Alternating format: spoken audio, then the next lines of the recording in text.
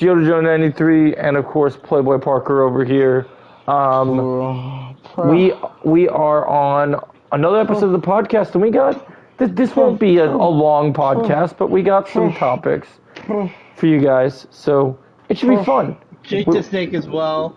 Yeah, Jake the Snake's here as well, so yeah, we should have some fun times. I think that there will be some fun stuff to look forward to. So we'll start obviously with the usual talk. Hey, we're on air. We're on air right now, pal. Don't be doing weird things. You need to be professional now. Air, pal. Yeah. So because you got to take this serious now, man. Because we're talking to people now. So the whole thing is now. So we're gonna start off with we just watched Mando. So every one of us is gonna chime in on our thoughts on Mando. So this one. Since I know the person that has the most to say about this, we're going to let Jake Ford take this one away. Let's go. All right, let's go. All right, so basically this episode was kind of boring, but at the end it was pretty cool because, well, first, in the intro, we see that wait, are you in here, Joe? Yeah, I like this mode. This is kind of like GoldenEye. Yeah.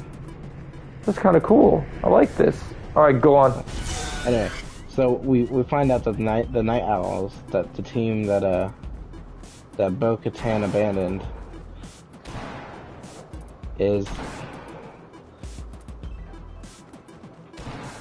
are basically guns for hire now, and they basically just do whatever they want for money because they're mercenaries, right? Yep. It turns out that they're on an Imperial ship and doing blah blah blah whatever. Basically, the whole point of that was,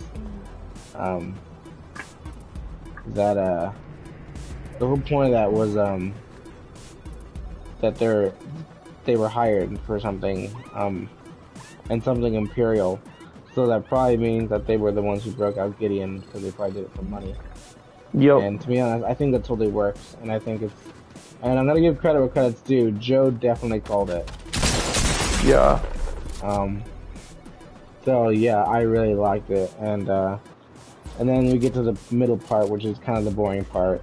So we see them go to a planet, and Jack Black and Lizzo make a cameo. Need their help, and basically, what happens is they go and help with this droid crisis because all the droids are acting up. It turns out Christopher Lloyd was behind it all because he was like the droid operator and he caused them all the malfunction.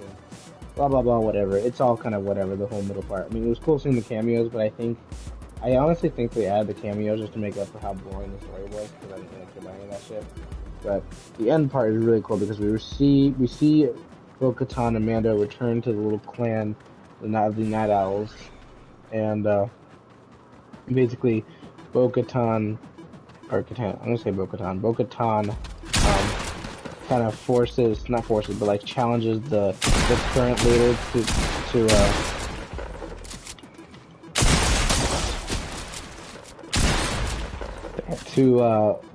to a duel, so she can win back, pretty much every single one of them. And then she does, and then Mando gives her the darksaber because, she technically earned it. He explains the whole thing in the episode, but whatever. Anyway, so now she's basically the double ruler of Mandalore. Not only did she see a mythosaur, but now she wields the darksaber. So, Mommy Bo-Katan is now the ultimate leader of Mandalore. And the last thing I think we should all discuss is she has a really fat ass. What do we think about that? That's hilarious that you put that as a topic. I mean, I thought that part of the episode was really good. But those are pretty good thoughts. You want to go next, Silver? Yeah. I really liked this episode. I thought it was great, and I thought it was really cool to see the battle droids in live action. Oh yeah, I forgot to mention that, but yeah, that was also pretty cool. Yeah. And yeah, it was a pretty good episode. I thought. yeah, that's it. Yeah, I thought this Joe, what do you was. think? I know everyone always praised Bryce Dallas Howard, but this episode was, except for the end part, I thought this episode was honestly pretty, like, not mediocre, because I think that the directing is still good, but the storyline for this episode, outside of having the cameos, which were pretty cool, and then the ending with the battle between the two different factions of the Night Owls, I just felt like it was kind of, what's the word? It wasn't an amazing episode. Like, it definitely had its moments, but it was decent. I'll say it was definitely decent. I liked certain things more than others.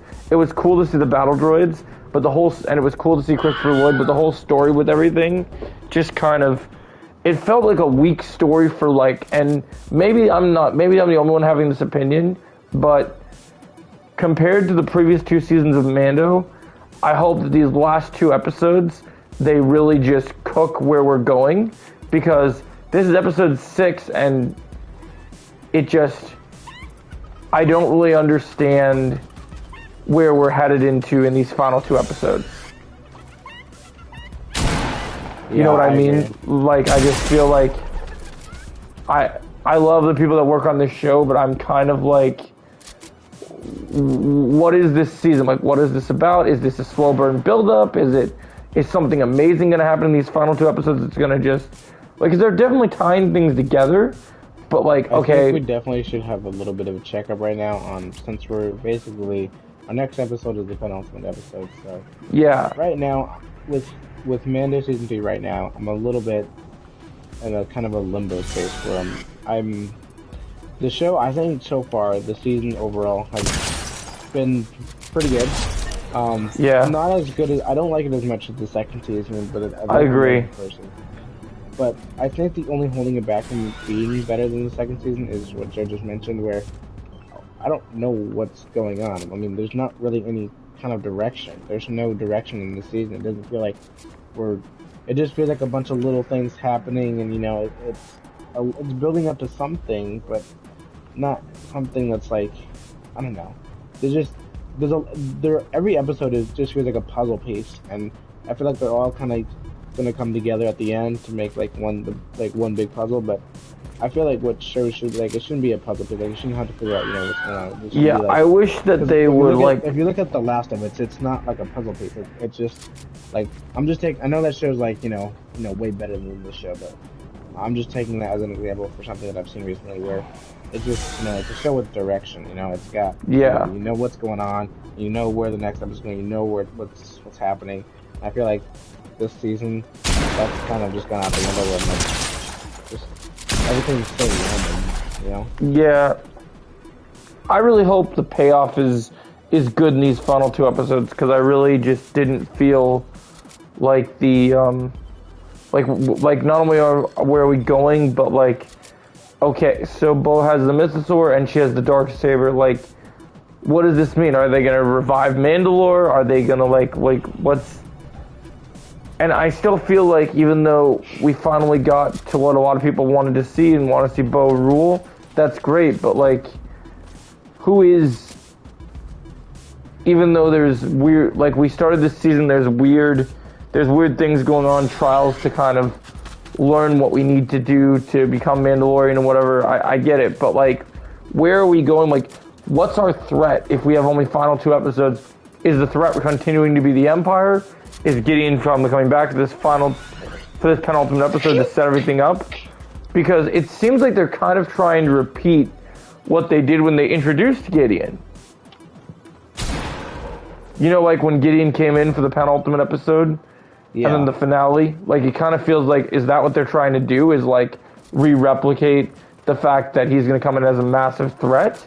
Or, well, what do you guys think? Like, why do you think he hasn't? You're running away now. Sorry, just scared me. Ow. Got him. Okay. Anyway, yeah. No, I think I definitely expect Who would something. win Batman I expect Beyond or something because right now we've Spider-Man gotten a whole lot of nothing. I mean, 2099? we've got some cool things, but in terms of like overall story of the season, we've just gotten a whole lot of nothing. You know, we've got hints and teases about what's gonna happen, but Yeah. nothing. It's just been kind of all over the place.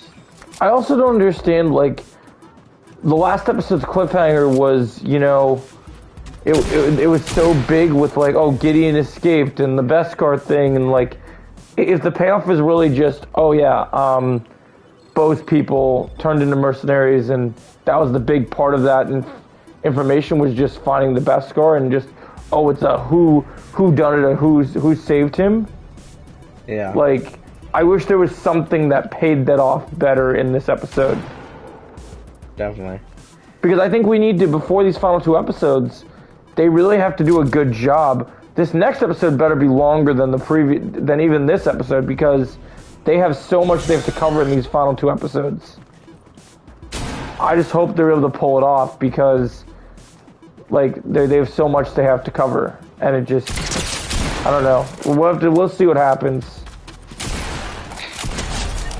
It'll be very interesting to see what people do when they binge this show, like when people watch all these episodes back to back with all the pieces of the puzzle. I'll be very curious to see. Yeah, I think it feels, honestly, I don't know. I don't know if I should, like, I don't know how to feel about that, because I kind of, going off what you're saying, I actually do think that the season will feel like a more completed season if we watch it all back to back. Like Yeah. Let's say if this was like a Stranger Things case where the whole season released in one thing. If we all watched it like during the day, I think it would totally be better than what it is right now. I agree. Even though none of the episodes have changed, nothing's changed. The only thing that's changed is that we're able to do this back to back, because right now it just feels like, you know, we don't know what's going on. Yeah, it's kind of confused. Yeah, we just want to see where these final 2 episodes go. So that's kind of the big thing. This So one yeah, felt I think a little bit filler, but you know, the only things that didn't feel filler were like the beginning and the end. But the rest, yeah. As much as I like the cameos and the droids, I think for an episode 6 of a season, I expected a little bit more than what we got. Yeah. Oh yeah, and to answer your question, because I saw someone came into the chat and said this, I would give it to Spider-Man between those 2 futuristic characters. Someone asked me between Spider-Man 2029 and Batman Beyond who I thought would win, and so I'm saying Spider-Man 2029. Spider-Man, Joe. Yep, that's what I said. Good. Yeah, because that's what I said. I thought the same thing. So yeah, but yeah, I feel like we all have different takes on this episode, but I think me and Jake are kind of in the middle of where we both agree on this episode. It's definitely not a bad episode. This episode will be like as an individual episode. If I had to score it, I'd probably give it a 6.5 out of 10. Yeah, I would. That sounds fair. I'd probably just give it a 6. That's just a flat 6. Yeah. It's not terrible, but also not. Okay, what are you doing, Joe? Trying to shoot you, but I was on the wrong weapon. Yeah, okay, so we all kind of covered Mando. We all kind of... that was funny. Shut up, Joe. We got different feelings. So next, what's our next topic, Mr. Ford? Okay, so our next topic, so speaking of Spider-Man 2099, we have our official breakdown of the Spider-Man Into the Spider... Wait, no, Across the Spider-Verse, actually. Yep. So let's talk about our reactions to the trailer. So what do we... I'll let you go first, Joe. I like this trailer. I was very excited just seeing how everything feels put together. I do have one negative on this trailer that I don't know how I feel about yet. And my one negative is I don't know how I feel about the spot being used for comedy yet, because I just feel like they set up that they want this villain to be different, and then, you know, it's a new introduction to a character that a lot of people don't know. very well. It's like I Yeah. feel like the comedy bit is just a bit. I don't know. It might work out and it might be fine, but I didn't expect Spot to be, because he sounds so goofy, and I mean, I don't know Yeah. if he's being used as a comedy, but you can definitely tell, like, one, whoever voice acts him, he sounds so goofy, and then two, Yeah.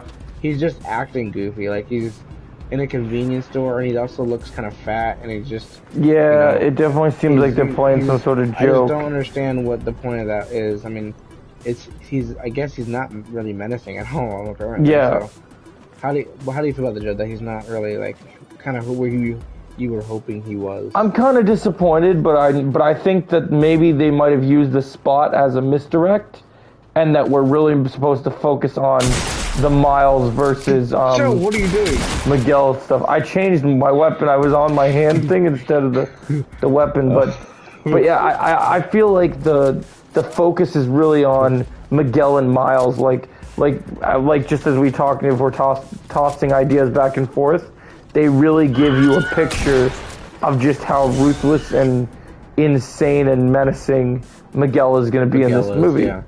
Miguel is so badass in this movie. Yeah, he looks like he's going to be crazy. Why wasn't it shooting? I think you were on the hand thing like I was. Oh.